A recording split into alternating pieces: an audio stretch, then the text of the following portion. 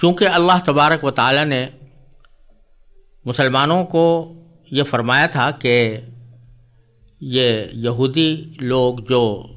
طرح طرح کی سازشیں بھی کر رہے ہیں اور اسلام کے خلاف پروپیگنڈا بھی کر رہے ہیں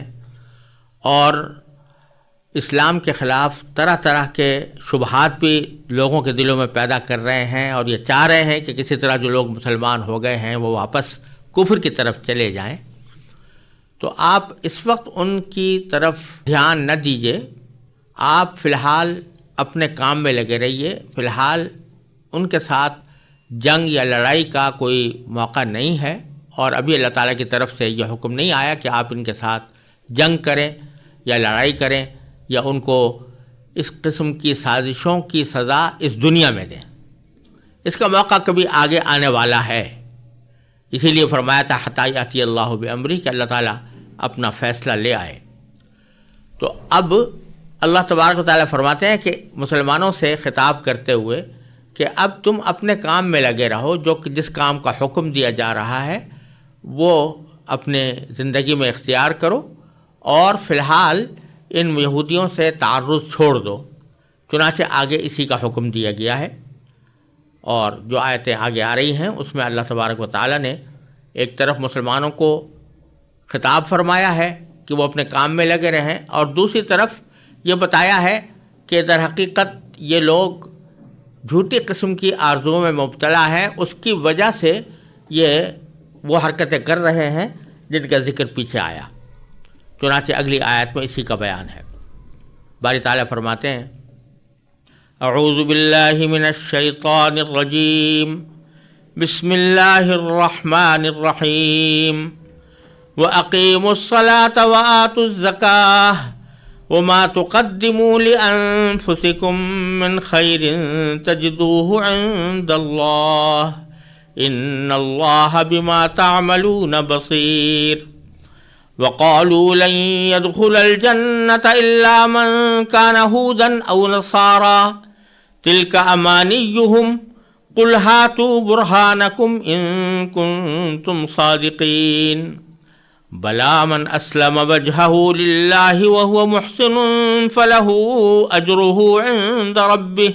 وَلَا خَوْفٌ عَلَيْهِمْ وَلَا هُمْ يَحْزَنُونَ وقالت اليهود ليست النصارى على شيء وقالت النصارى ليست اليهود على شيء وهم يتلون الكتاب كذلك قال الذين لا يعلمون مثل قولهم فالله يحكم بينهم يوم القيامة فيما كانوا فيه يختلفون۔ ان آیات کا ترجمہ یہ ہے کہ اور نماز قائم کرو اور زکوٰۃ ادا کرو، اور یاد رکھو کہ جو بھلائی کا عمل بھی تم خود اپنے فائدے کے لیے آگے بھیج دو گے اس کو اللہ کے پاس پاؤ گے، بے شک جو عمل بھی تم کرتے ہو اللہ اسے دیکھ رہا ہے۔ اور یہ یعنی یہودی اور عیسائی کہتے ہیں کہ جنت میں سوائے یہودیوں یا عیسائیوں کے کوئی بھی ہرگز داخل نہیں ہوگا، یہ محض ان کی آرزوئیں ہیں۔ آپ ان سے کہیے کہ اگر تم سچے ہو تو اپنی کوئی دلیل لے کر آؤ۔ کیوں نہیں؟ جو شخص بھی اپنا رخ اللہ کے آگے جھکا دے اور وہ نیک عمل کرنے والا ہو، اسے اپنا اجر اپنے پروردگار کے پاس ملے گا، اور ایسے لوگوں کو نہ کوئی خوف ہوگا اور نہ وہ غمگین ہوں گے۔ اور یہودی کہتے ہیں کہ عیسائیوں کی کوئی بنیاد نہیں، اور عیسائی کہتے ہیں کہ یہودیوں کی کوئی بنیاد نہیں، حالانکہ یہ سب کتاب پڑھتے ہیں۔ اسی طرح وہ مشرکین جن کے پاس کوئی علم ہی سرے سے نہیں ہے، انہوں نے بھی ان اہل کتاب جیسی باتیں کہنی شروع کر دی ہیں۔ چنانچہ اللہ ہی قیامت کے دن ان کے درمیان ان باتوں کا فیصلہ کرے گا جن میں یہ اختلاف کرتے رہے ہیں۔ سب سے پہلی آیت میں اللہ تبارک و تعالیٰ نے مسلمانوں کو یہ حکم دیا ہے کہ وہ فی الحال یہودیوں سے لڑائی وغیرہ کا خیال دل سے نکال کر اپنے کام میں لگیں، اور ان کاموں میں سب سے پہلے اقیم الصلاح کا ذکر فرمایا اور پھر آتوا الزکاۃ، یعنی نماز قائم کرو اور زکوٰۃ ادا کرو۔ یہ جملہ اقیم الصلاۃ اور اسی طرح آتوا الزکاۃ یہ قرآن کریم میں بہت سی جگہوں پر آیا ہے، اور اس میں مسلمانوں کو نماز قائم کرنے کی اور زکوٰۃ ادا کرنے کی تلقین فرمائی گئی ہے، بلکہ اس کی تاکید فرمائی گئی ہے۔ چونکہ یہ جملہ پہلی بار آ رہا ہے، کیونکہ اس سے پہلے نیک بندوں کی تعریف کرتے ہوئے سورہ بقرہ کے آغاز میں ضرور اس کا ذکر آیا تھا،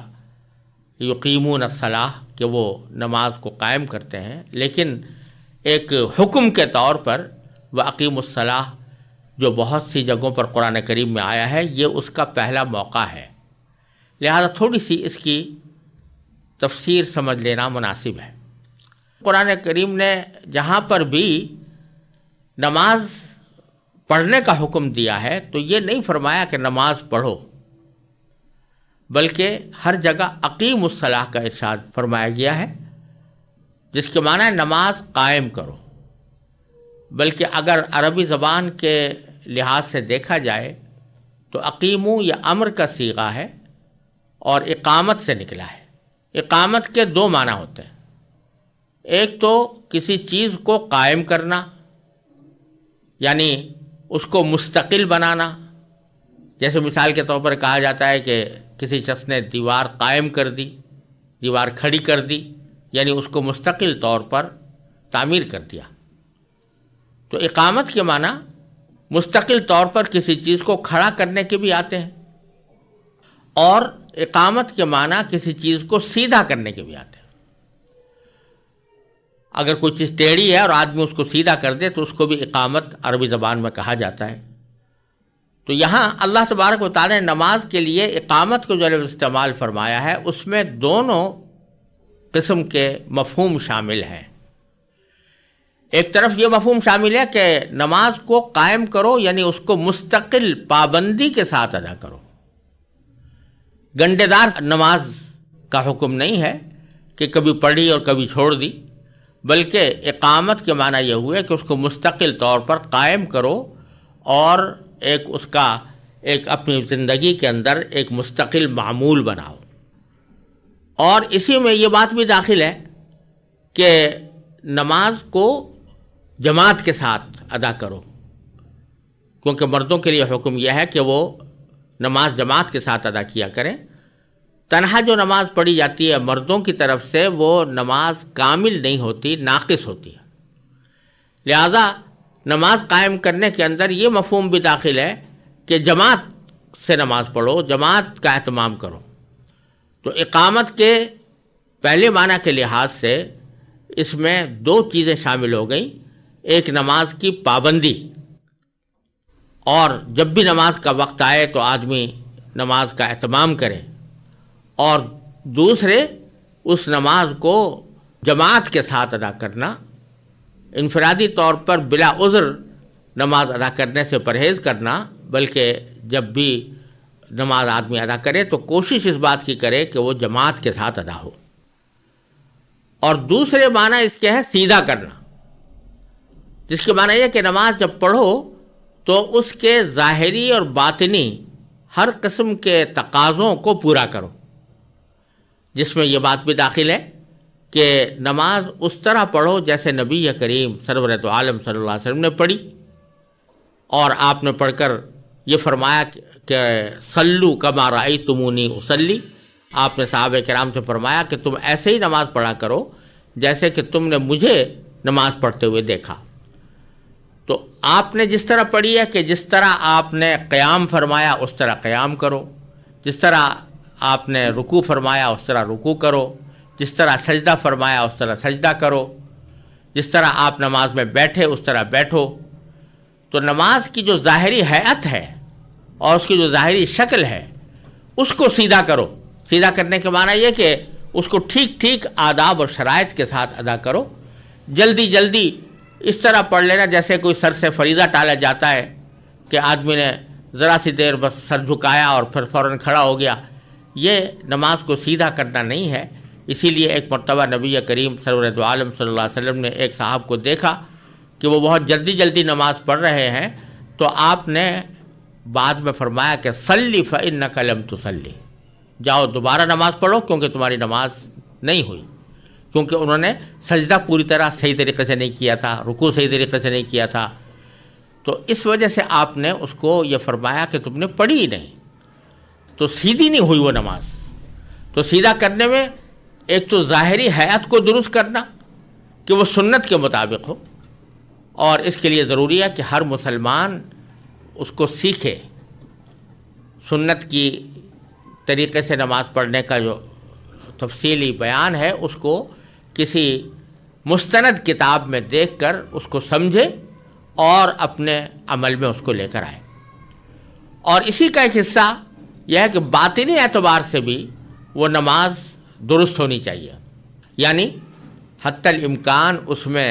دھیان اللہ تبارک و تعالیٰ کی طرف ہو، اللہ تعالیٰ کی رضامندی مقصود ہو، خشوع ہو، یہ اس کا باطنی حسن ہے نماز کا۔ تو نماز کو سیدھا کرنے میں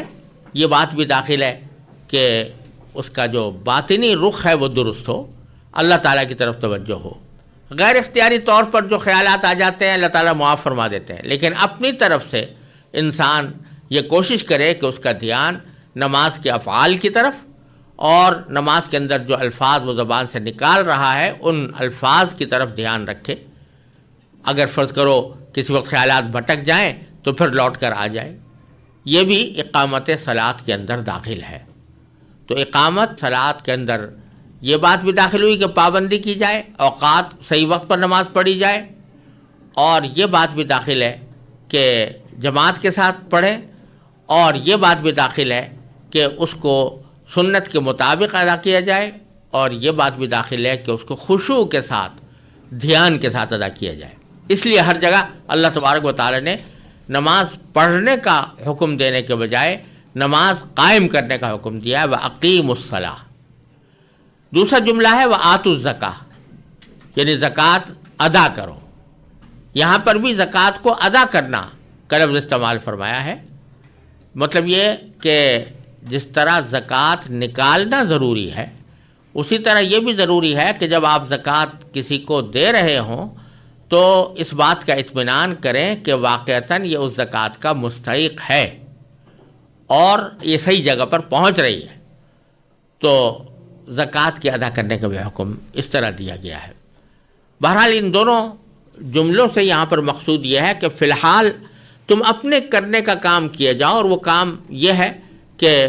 اقامت صلاۃ کرو اور نماز زکوٰۃ ادا کرو۔ اور یہ آپ قرآن کریم میں بہت سی جگہوں پر دیکھیں گے کہ جہاں اللہ تبارک و تعالیٰ کسی دشمن کی کارروائیوں کا ذکر فرماتے ہیں تو اس کے بعد بکثرت یہ جملہ آتا ہے کہ وَأَقِیمُوا الصَّلَاةَ، کہ نماز قائم کرو، اور بظاہر اس میں یہ اشارہ ہے کہ تمہارے جتنے بھی دشمن ہیں جو دین کی وجہ سے تم سے دشمنی رکھتے ہیں وہ